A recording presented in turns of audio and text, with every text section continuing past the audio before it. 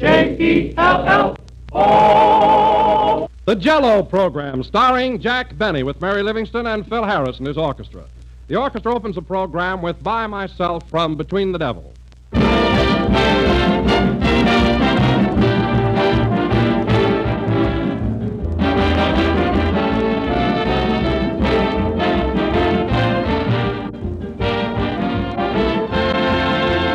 Have you ever been away from home, eating out and longing for a real delicious home dish? Well, that's the time to ask for Jell-O, because Jell-O always tastes delicious wherever you have it, at home or in a restaurant. If you insist on genuine Jell-O, you're sure of getting the real thing. For there's only one Jell-O, and the name Jell-O is a trademark, the property of General Foods.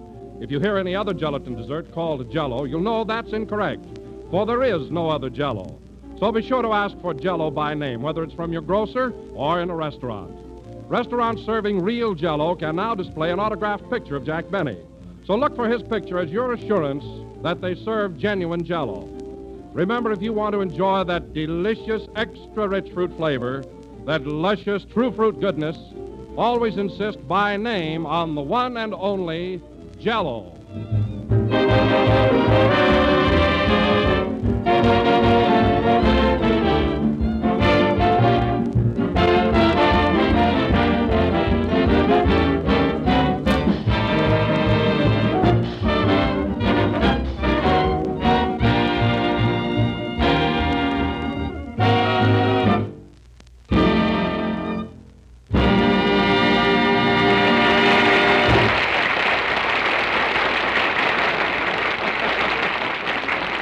That was By Myself from Between the Devil, played by Phil Harris and his orchestra. And now, ladies and gentlemen, as is customary, every Sunday night at this time, we bring you... Hello, Don. Oh, hello, Jack. Hiya, Phil. Okay, Jackie. Hello, Don. Greetings, Phil. How are you, Kenny? Hi. Hello, Phil. How's the boy, Kenny? Hello, fellas. Hi, Jack. Hiya, Mary. Hello, audience. Hello, Jack. Well, we're all here. So now, ladies and gentlemen, we bring you much to do about nothing, Jack Benny. That was cute opening.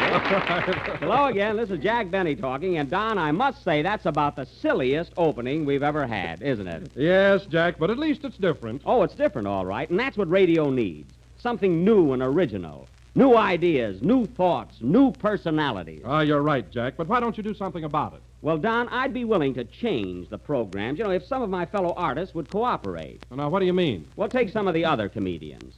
Say Fred Allen, for instance. If Allen will get rid of his adenoids, I'll get rid of my Maxwell. Which is in much better condition. You see? Now, wait a minute, Jack. Fred Allen does not talk through his nose. Oh, he doesn't, eh? The only time he has a word in his mouth is when he eats alphabet soup. Incidentally, Don, what do you think Fred sent me for my birthday? You'll never guess. Well, what was it? I'm ashamed to mention it. Tell us. He sent me a tube of toothpaste. Now, wasn't that cheap, Mary? Yeah, he should have sent you teeth, too. Now, Mary, that was sweet. But no kidding, Don. Switched on you, didn't I? Huh? But no kidding, Don. As I was saying, for the rest of this season, we ought to forge ahead and make a lot of changes on our program. Well, I can help a lot, Jack. For instance, from now on, instead of saying, look for the big red letters on the box, I can say, look for the massive scarlet insignia on the container. Yes, you could, Don, see? And you could also say that it comes in 5 minus 2 plus 3 delicious flavors. That's what we need, radical changes. See, I've got a great idea, Jack. What is it, Mary? Well, I could bring Mom out here from Plainfield, and she'd fit swell on our program. Well, it's an idea, but we can't use your mother. She's funny, all right, but she runs to low comedy. You know what I mean? Corny jokes. I suppose you don't grab 'em off the cob once in a while. Well, we don't want your mother. Let her start her own program. Professor Diz. That's her, all right. Say, Jack, I've got an idea. Oh, there's a change right there. Huh? What is it, Kenny?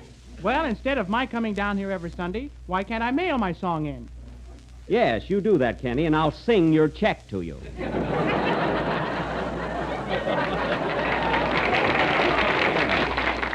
I hope so. I've been whistling for it for 3 weeks.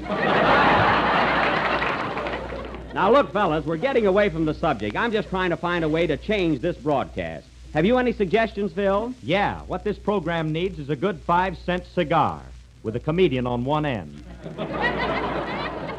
Now, listen, Phil, while we're making bright suggestions, this program could stand some changes in the music department. We never know what you're playing. Is that so? Yeah, you never played a song yet that we couldn't start a contest on. Why, Phil, your orchestra played Rosalie last week. I got to get that right. Why, Phil, your orchestra played Rosalie last week, and the whole audience stood up. They thought it was the Star-Spangled Banner. So did I. I took my hat off. Go on, you haven't worn a hat since your last permanent. Come in. Hiya, Buck. Remember me? Oh, hello, Andy. Hello, Andy. Well, say, you have been quite a stranger around here. We've missed you, Andy. Where have you been the last few weeks? Well, I figured you didn't need me, Buck. I was going to come a couple of weeks ago, but you had Robert Taylor here. Oh, well, you could have been here at the same time. After all, you and Taylor don't conflict. Well, I don't know about that. We're both crazy about Barbara Stanwyck.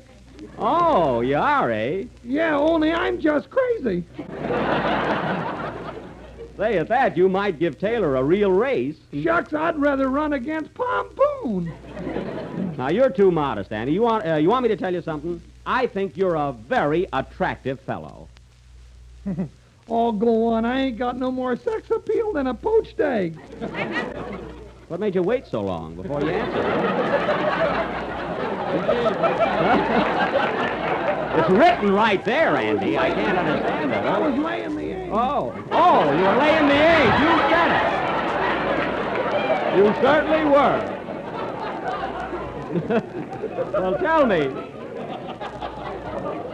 Well, tell me, Andy, how are your folks? Oh, well, Ma's all right, but Pa's having a lot of trouble with the government over his income tax. Oh, what's wrong? He put our bull down as a dependent. Oh, he couldn't get away with it, huh? Well, they didn't mind that so much, but when he put Ma down as a bad investment, they objected. Well, it'll all work out. Stick around, Andy. Say, Kenny's going to sing in a minute, and then we'll have a little chat, huh? Okay, Buck. Hey, wait a minute. What do you got in that basket? You going shopping? Oh, doggone, I forgot all about it. Here, Buck, Ma sent you a little birthday present. Better late than never. Well, thanks. It was awfully sweet of her. What is it, Andy? 11 eggs. 11 eggs? Well, as long as she gave me a present, she might have made it an even dozen. Oh, there'll be 12 in the morning. I got a hen in there concentrating. Oh, well, there's nothing like a nice, fresh egg as long as it's not on the program. Sing, Kenny. Say, Andy, don't forget to thank your mother for that lovely gift, will ya?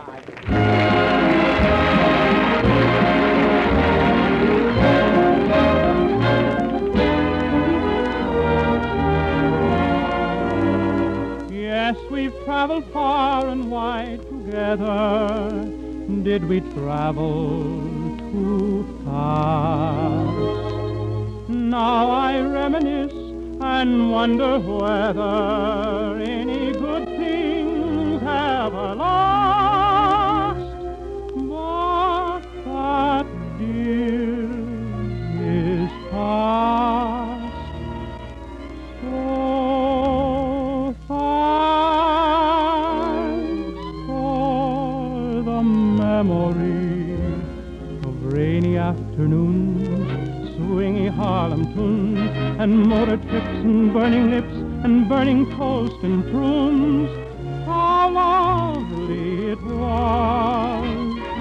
Thanks for the memory of candlelight and wine, castles on the Rhine, your cozy chair and parties where we sang Sweet Adeline. How lovely it was. Many's the time that we feasted, and many's the time that we fasted. Oh, well, it was swell while it lasted. We did have fun, no harm done. So thanks for the memory, and strictly on canoe, darling, how are you? And how are all the little dreams that never did come true? Awfully glad I met you, cheerio and toodaloo. And thank you so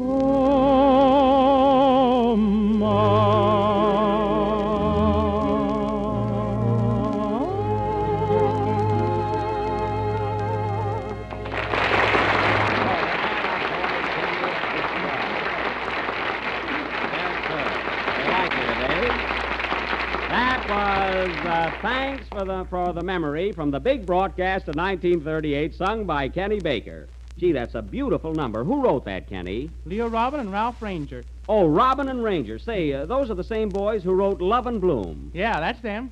Ah, good old Love and Bloom. Yeah-da-da-da-dum-dum-dee-da-dum. Hey, my violin and I did plenty for those two songwriters, didn't we, Mary? Yeah, plenty. No, I don't know. I kept Love and Bloom alive for a long time. Keep it alive? Why, Jack, if anybody murdered that song, you did. Now, wait a minute, Phil. It was never proved that I murdered Love and Bloom. You must have had Clarence Darrow for a lawyer. Oh, no, I didn't. Anyway, Thanks for the Memory is going to be my new theme song. I'll rehearse it all week, and next Sunday night I'm going to play it on my violin. Are you really going to do that, Jack? Definitely. And now, Oh, folks... pardon me, Jack. Ladies and gentlemen, just in case you're planning on not tuning in next Sunday night, it may be well to tell you now that Jell-O is economical, easy to make, and comes in 6 delicious flavors. That was very thoughtful, Don, but don't worry. We won't lose any listeners next Sunday night. My violin will probably attract a greater audience. You said it, Yasha. Quiet, Bublichka. You know, Mary, if you're comparing me to Yasha Heifetz, you're not very far off, because we both get our G strings from the same cat.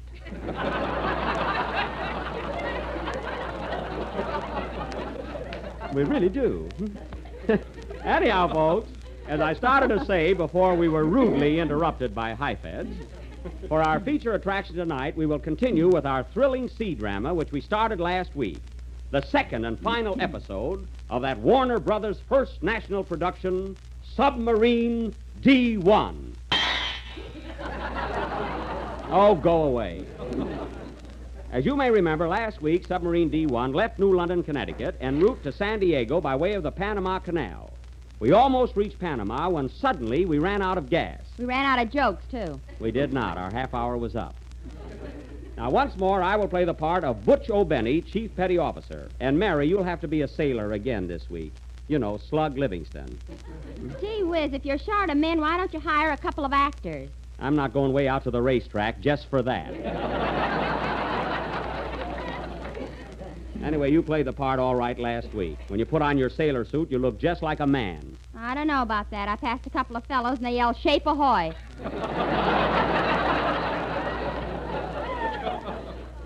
Well, they were just kidding. Now, are we all here and ready to go? Aye, aye, sir. Then we're all set for the last lap of our dangerous submarine journey. Hey, wait a minute. Where's Rochester? Here I am, boss, just sneaking out. Rochester, come back here. Aren't you going to be in our undersea play? You know I hate water unless there's gin in it. Why, you ought to be proud to be in the Navy. It's the most glorious way you can serve your country. Well, why can't I be on land like I was during the war? Oh, I didn't know you were in the war, Rochester. What branch of the service were you in? I was in the Razor Artillery. The Razor Artillery? We didn't need no guns. Oh, you didn't, eh? No, sir, we just strapped up and went into action. Why, Rochester, do you mean to tell me that you fought all through the war with nothing but a razor? Yes, sir, we just revived an old Indian custom, only a little lower down. Well, I don't care how you fought, Rochester. I'm proud of you. How long were you in the service? Right up till the armistice, Well, well. I got my discharge and my barber's degree the same day. We're all a little nervous today, I think. Well, with all that experience, you certainly can be in our play tonight. Folks, our production of Submarine D-1 will go on immediately after the next number. Say, Buck, am I going to be in it? Well, Andy, we've got a full crew. The only thing we need is a steam whistle. Well, Now, I'll how would you take like it. to play the part of a whistle? Will you wait till I ask you, Andy? How would you like to play the part? It'll help your answer.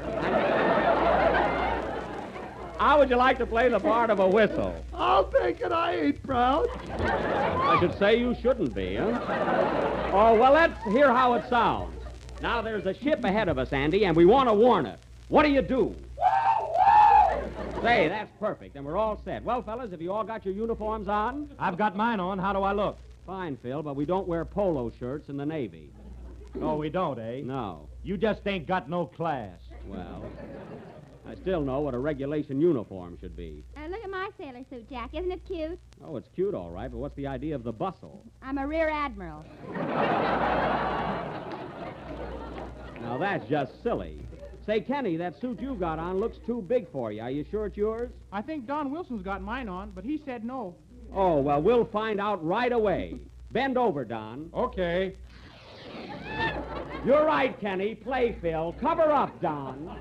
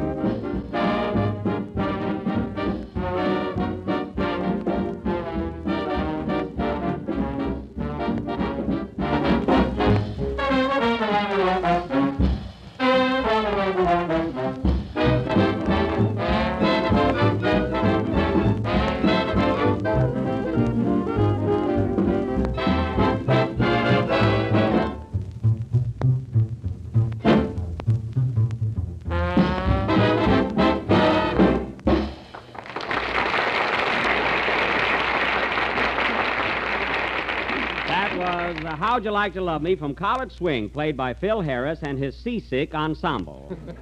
And now, ladies and gentlemen, for the second and final episode of our Epic of the Navy, Submarine D-1, or Butch Benny Sinks Again.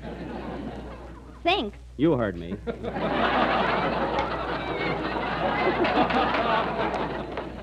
The scene opens on the deck of Submarine D-1, which is... The scene opens on the deck of Submarine D-1. Maybe we should have had a rehearsal. I don't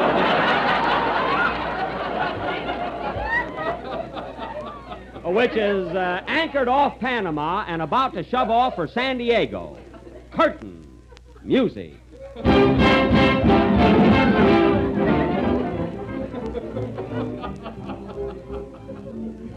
Now, attention, men. This is the last leg of our journey, and we stand a very good chance of breaking a record. As soon as roll call is over, we're going to shove off. All right, men, fall in. Not in the water, Baker.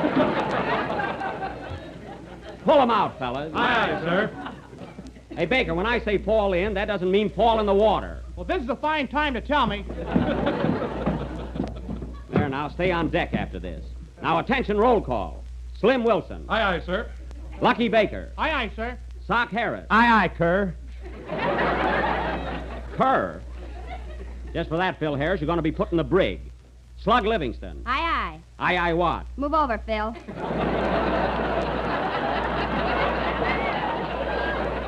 Quiet. Rochester Van Jones. Aye, aye, sir. Butch O'Benny.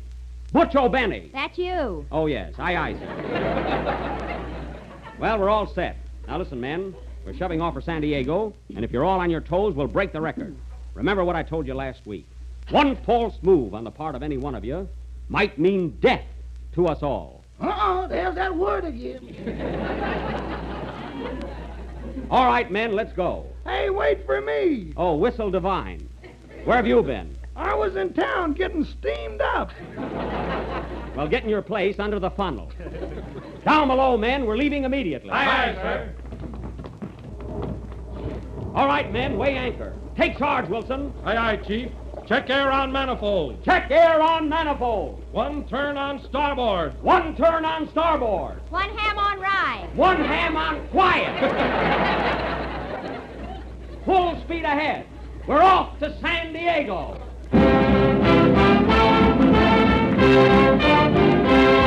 1 week later, submarine D-1 is approaching the coast of California, cruising 60 feet below the surface.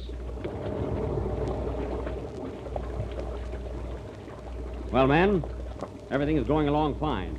All we got to do is keep up our present speed. Hey, Chief, we're slowing down. We are? Slowing down nothing. We've stopped. Hey, Harris, what'd you stop the boat for? There's a red light against us. Red light? That's a lobster. Go right through. All right, but if I get pinched, it's your fault. Some navigator. Hey, Rochester. You want me, boss? Yeah, what are we going to have for lunch? Clam juice, clam broth, clam chowder, and clam chops. Clams, fish, seafood.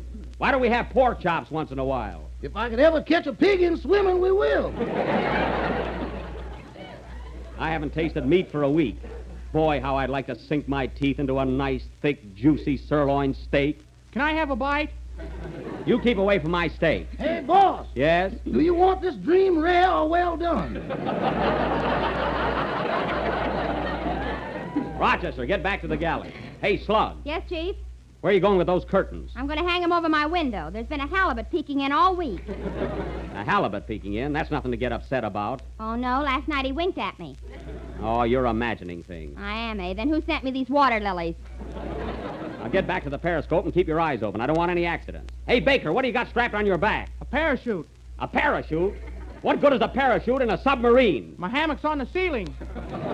Now, don't open that thing in here. We're too crowded now. What's that? A school of fish. They're having recess. Oh, I thought it was the good humor man.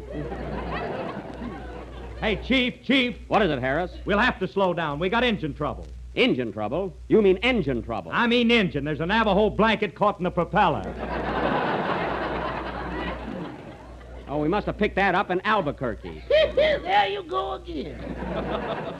We don't have to worry about propellers. We're nearing the coast. Are we all clear ahead, Slug? Oh, Chief, we just received a radiogram from Admiral Mackenzie. A radiogram? Let me have it, Wilson. Aye, aye, sir. What does it say? It says, use extreme caution when entering San Diego. The harbor is filled with battleships, cruisers, and destroyers. What, no water? Quiet. Well, men, we're going to make that record. But we got to take a chance. Are you with me? Aye, aye, sir. Then full speed ahead. Hey, Chief, What is it, Harris? there's a battleship directly ahead, and it's bearing down on us fast. A battleship? We'll be hit shore. Doggone, where'd I put that rabbit's foot? I'll handle this. We got to warn them. Hey, Slug, pull the whistle. Aye, aye, sir. Woo! Woo! They don't hear us. Pull the whistle again, louder. Aye, aye, sir. Woo! Woo! And I do mean...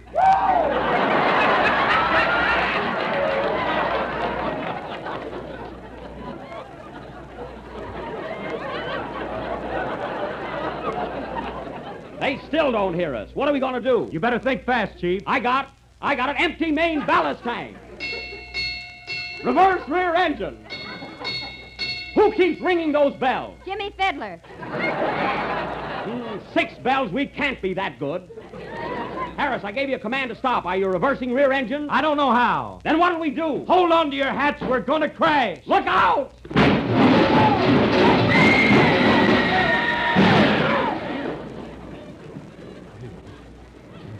Now keep cool, men.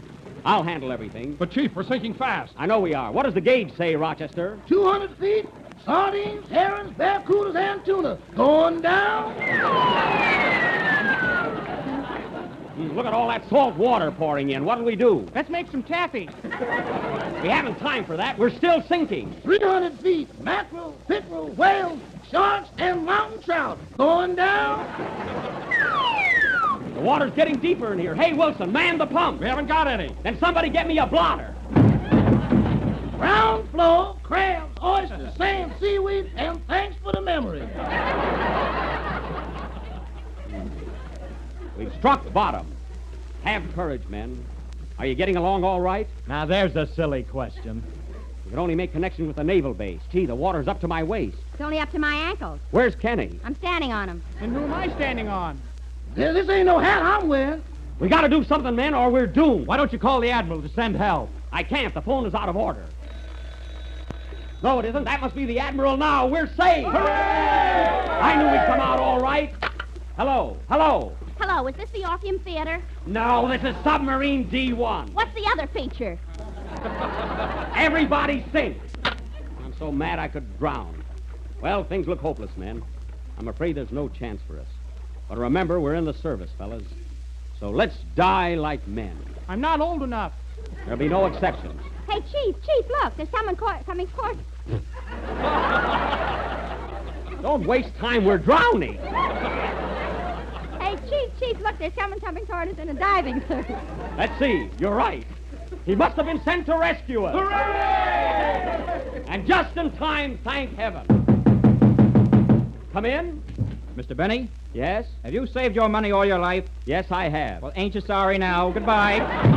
Quick, grab him, fellas. I'll never get him in a better spot. Play, Phil.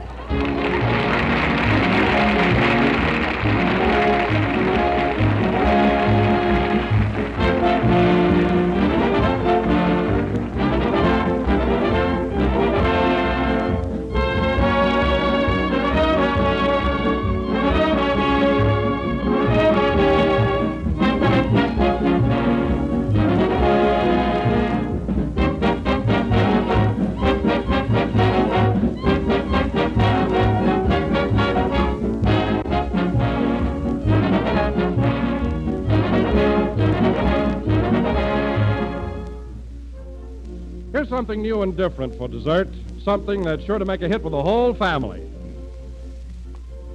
It's a sunshiny combination of orange jello and diced pineapple. It's lovely to look at, glowing with bright, cheerful color. It's swell to eat, and it's easy to make. Here's how. Dissolve 1 package of orange jello and turn into a shallow pan. Let it chill until firm, and then take a sharp knife and cut the jello into little cubes. Pile them into sherbet glasses with diced canned pineapple. The effect is really swell, shimmering cubes of bright orange jello combined with golden pineapple. And it's a grand flavor combination, too, the refreshing tang of pineapple and the rich, ripe fruit flavor of orange jello. Try this attractive new dessert tomorrow, but just be sure you make it with genuine jello, for only jello brings you that delicious, extra-rich fruit flavor. Look for the big red letters on the box. They spell Jello.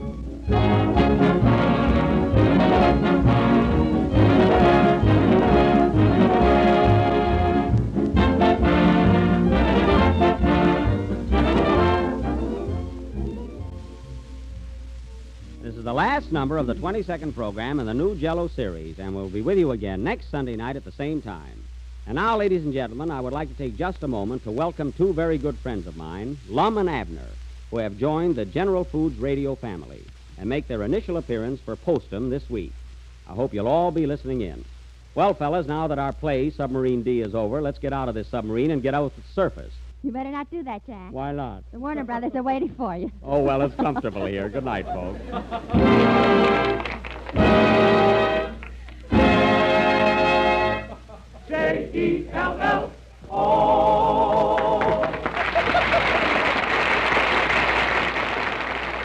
Lum and Abner begin their new series of programs for Postum this week. Consult your local newspaper for time and station.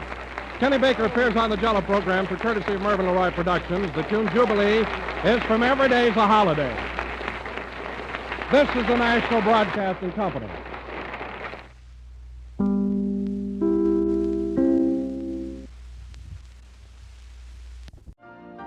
You've been listening to the OTR Gold Network. Find more classic radio at otrgold.com.